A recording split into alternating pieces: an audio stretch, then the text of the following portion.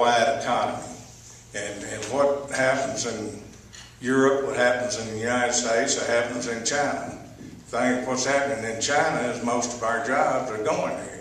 And we need to try to make it more available to the people here to want to stay and keep the factories here in Gibson County. 15 seconds. That's it. Mr. Cole? I feel like as far as their job recruitment, job industries, prospects, currently when a prospect shows an interest in our county, they've already looked at our buildings on site. There's places, websites to show them what buildings we have, where they are, what features they have. But the question that comes up invariably is, what about your workforce? What about their education? What about their workforce skills? And I would seek to emphasize that. I feel like that is something we can certainly improve on and should. I would seek to involve our educational system and our industry so that we'd have a collaboration where they would actually coordinate and be aware of each other's needs. I feel like we can do a lot more by getting our workforce up to speed. In the previous century, the manufacturing was pretty much what could you do with your hands. In the 21st century, as I see it, the workforce is going to be dependent on what you can do with your mind. The technology that's being expected of the new workforce is much far advanced in what we've seen. We need to prepare our people to be basically a desirable workforce. 15 seconds. In the future, that's what industry prospects are looking at, and we can do much more on that regard. Also, our roads, our infrastructure need to be kept up to standard. The expectation is there. We need to meet the goals.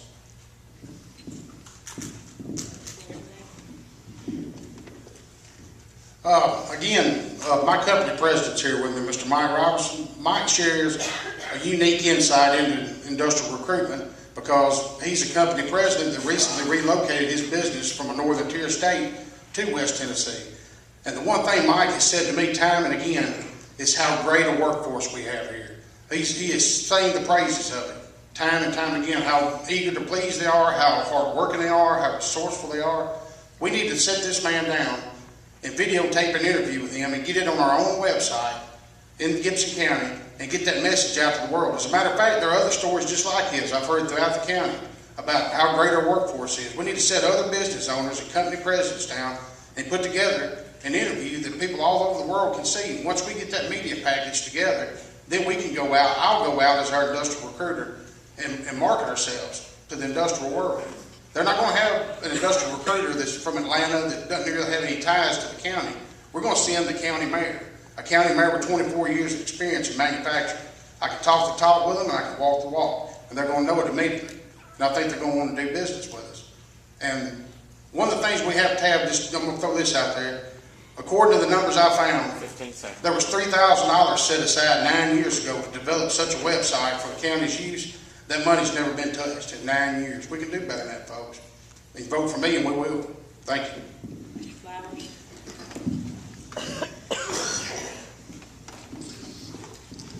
I agree with all three of my people up here that are running with me, or running as county mayor.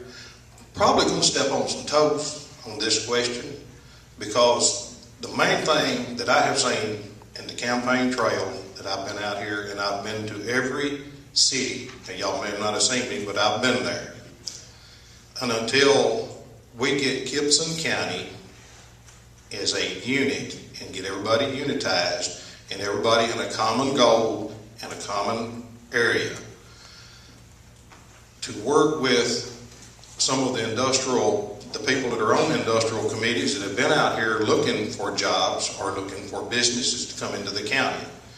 So therefore, instead of it being an individual city trying to get one particular company in, take an evaluation, see where your facilities are, put that business in that facility or that industry in that facility. And yes, the future has got to be computerized, so therefore at the same time you've got to look at your workforce. Put your industry in the city in the county where it is best equipped for. And then when the next industry comes along, or you can recruit your next industry in, if it goes to a different city, put it where the facility and the workforce is as a combination. All right, Mr. Cole, if the wheel tax does not pass, what are your plans to generate revenue?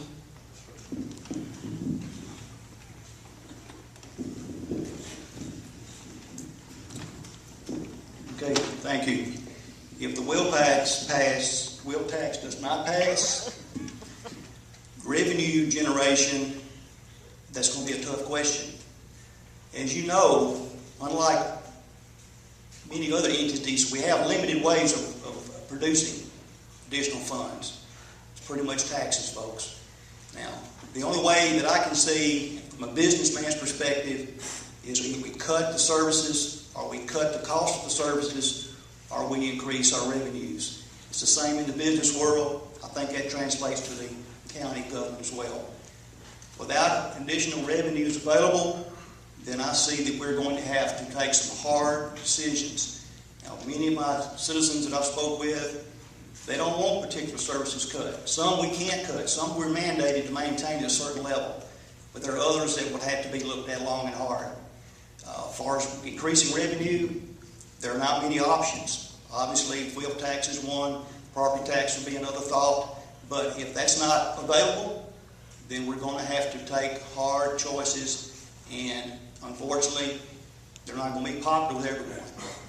But those are decisions that I have made before in the business world, and I can see that it would be conducive to making our operation more streamlined. You can't spend your way out of the problem. You've got to cut some services. You've got to cut costs, do things cheaper. Mr. Weatherspoon? The only way that I see that we can bridge this budget gap and do it in a long-term way is to reestablish our industrial base. We got to get people in this county back to work, give them discretionary income in their pockets, give them the spending power to get our tax base up to what it needs to be. This wheel tax increase, it may or may not have been necessary, but the bottom line is it's a Band-Aid on a bullet wound. We're hoping it'll go away, but it's not going to work. We've got to increase our industrial base. We've got to work harder to provide opportunities for the working people of this county. Until that's done, the wheel tax may be down, but I promise you, long term, that problem's going to come back, especially if everybody has to leave the county to look for job opportunities. That 45,000 vehicles they're planning on taxing to raise that $1.2 million, that number of vehicles is going to go down and get right back in the same boat. And you know what's next? Property tax will be next. You know as well as I do. The only long-term fix to this is to reestablish our industrial base. I'm going to keep hammering on this. I'm going to sound like a broken record maybe from time to time. But that's the only long-term fixes I see.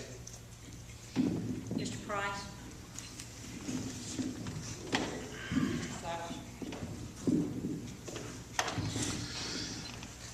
The wheel tax is one of the most fair tax that there is out there for the county.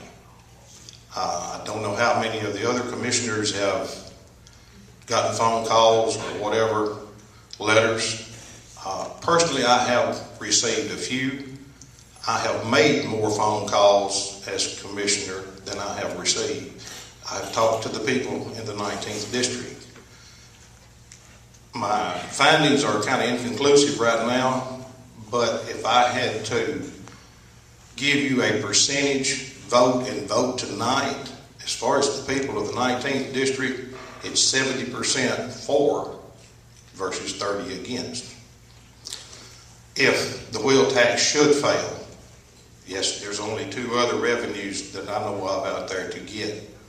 And one of them's on property tax, and one of them's on sales tax. Other than, as Tom made the remark, unless we get some industry in here. But at this point, with the unemployment rate the way it is,